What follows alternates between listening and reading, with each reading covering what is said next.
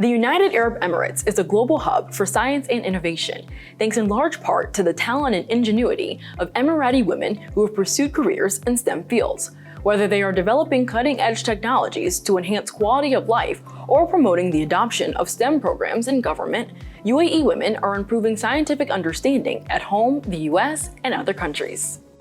Her Excellency Sarah Al-Amiri, UAE Minister of State for Advanced Technology and Science Lead for the Emirates Mars mission, explains why women are writing the UAE's next scientific and technological chapter. When we're talking about gender balance in sciences, it's less of an issue when it comes to the UAE in particular. Women lead vital sectors when it comes to research here in the UAE.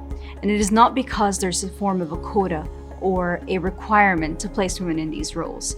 They have equally contributed to the development of their fields. And some of the fields that we see women prominently featuring is space science, medicine in general, genomic study today, and various sectors that are vital and important to the future of the UAE. In engineering, roughly 40% of graduates are women. In sciences and the natural sciences, 90% of graduates are women. One of the reasons that the UAE has been successful in having women in leadership positions in STEM is at the foundation of the nation.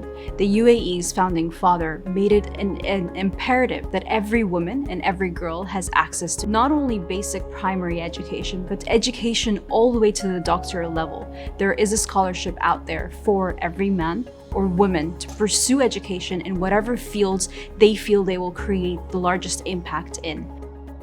Participating in a launch party for the Emirates Mars mission in July 2020, Dr. Ellen Stofan, the John and Adrian's Mars director of the Smithsonian's National Air and Space Museum, discussed her experience working with female engineers from the UAE. When I visited the UAE, what really inspired me in the times I've been there, I've been to primary schools, I've been to universities, and seeing especially the young women engineering students, and they have such a role model in someone like Sarah Al-Amiri and Hur, who we just heard from.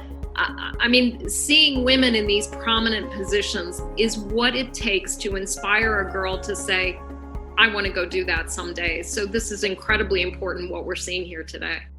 One of the recipients of the UAE Science Scholarships is Fatima Al-Kabi, who is attending Virginia Tech on a scholarship.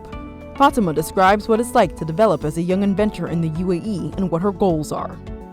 My main goal is to go back home and benefit the artificial intelligence sector, specifically the Ministry of Artificial Intelligence. And I think the US is rich when it comes to AI and the resources and the knowledge they have. I always say I'm very lucky to grow up in the United Arab Emirates. Our country is just a really great place to be in when you're in science and technology. Our environment is very supportive in that sense, especially for me, I was a really young girl getting into science at the age of 10.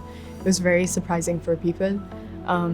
But I was very lucky to be in a community that's very supportive. Recently, I got to sit with His Highness the Crown Prince Sheikh Mohammed bin Zayed, and I got to show him my inventions, and I got to hear his ideas and his perspectives and his insights on the things that I was doing. He was a great mentor who guided me into into coming here for college or pursuing computer engineering as my major. And I feel like this is something you won't find anywhere else. We're a great example of what countries in the Middle East could become. We are motivating women to pursue anything that they want to pursue in any field.